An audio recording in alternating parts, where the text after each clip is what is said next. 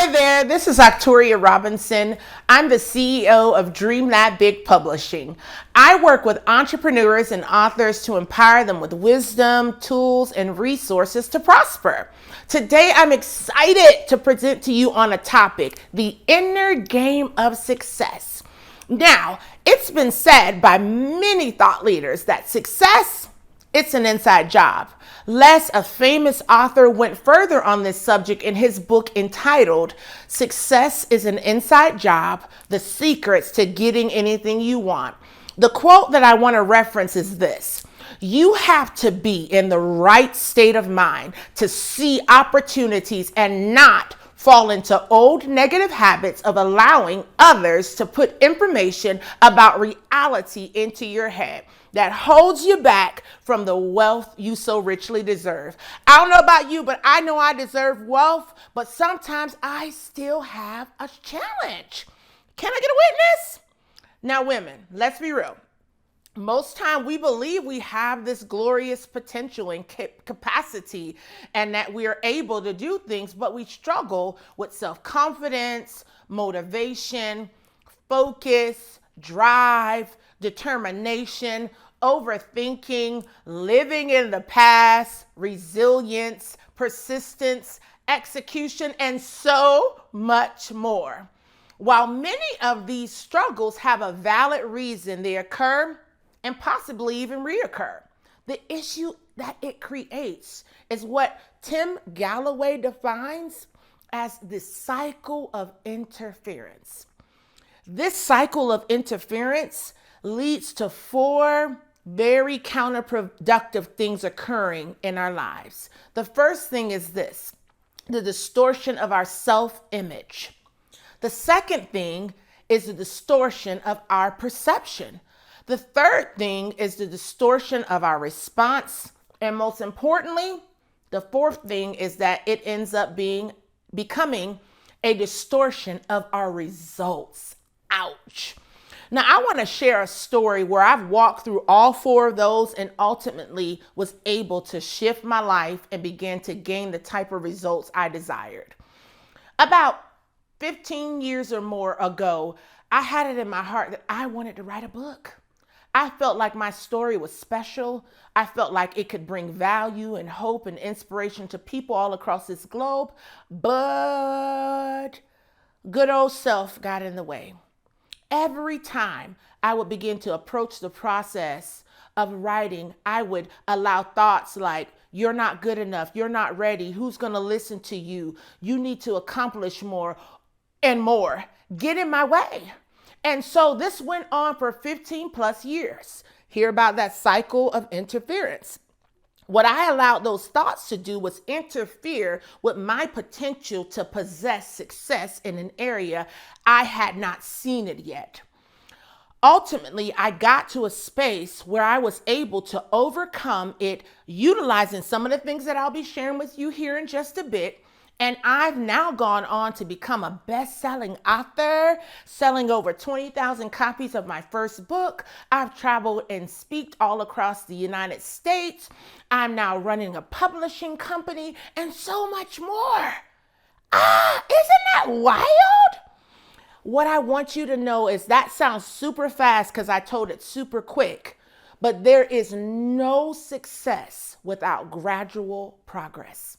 It was a 9-month journey and process to me getting to the point where I completed my book, and even longer to where I began to experience market success.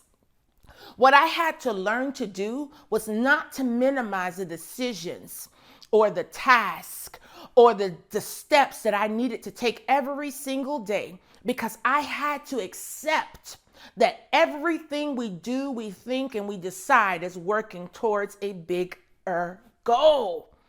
So now you're probably thinking, oh, Octoryia, I'm ready for that in my own world. How would I go about breaking this cycle of interference in my life? I'd like to help you with applying some of the things that I learned by studying Timothy Gallwey's Inner Game of Success. This is a book that I would highly encourage you to read, guys, but for the purposes of our talk today, I'm going to go ahead and define what the inner game is. It is known as an internal opponent. The inner game takes place in the mind of an individual and can help one overcome such obstacles as fear, self-doubt, lapse in focus, and limiting assumptions. It is closely related to your confidence and your self-esteem. So the bottom line when it comes to the inner game is this. If you want to increase your output, aka your results or success, you need to ensure that your foundation internally is solid. An inner game is exactly the type of foundation that you need to build true and authentic success upon. See, the inner game demands that you and I, pay attention to what's happening within us and around us. In Timothy Gallwey's book, The Inner Game of Tennis, he highlights that we all have two selves. And I kind of like caution myself when I say that. I'm not referring to anything in the mental health sphere, but I am sharing that self one is the one that tells us what to do.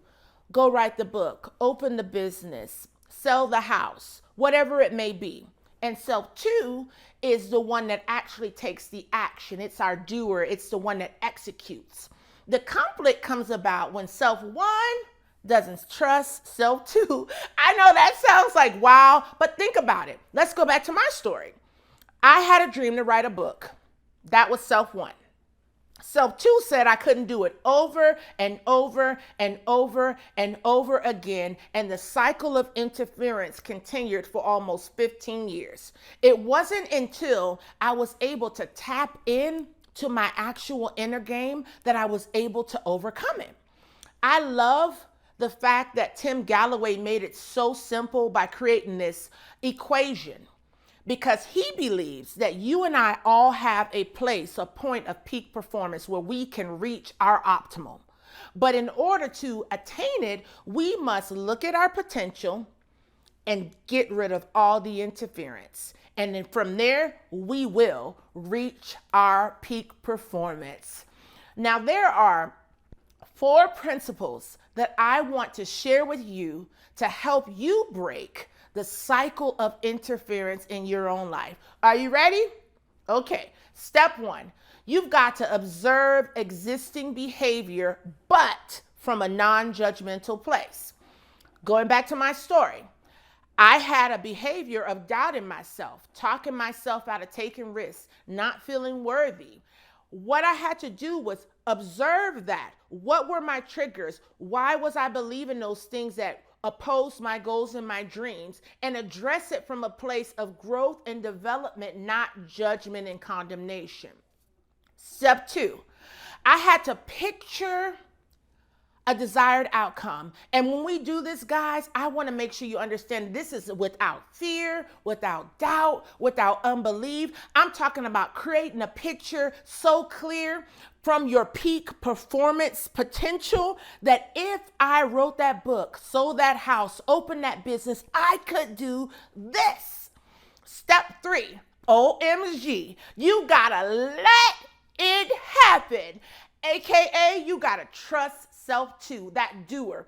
When that doer trusts self 1, the teller, guys, you will begin to succeed. This is paramount to the inner game for success. Step 4, practice. When you're evaluating and observing your results as you progress and let things happen, you've got to practice not judging yourself. Calmly observe what you've been able to do. What obstacles did you run into? What recurring patterns or thoughts have been a part of success or failure? And address it from a position of development and growth, and keep growing. Keep growing. Keep growing. You know what this will lead to? Is you building an inner stability that can support the type of success that you were always created to achieve. Women, I hope this inspires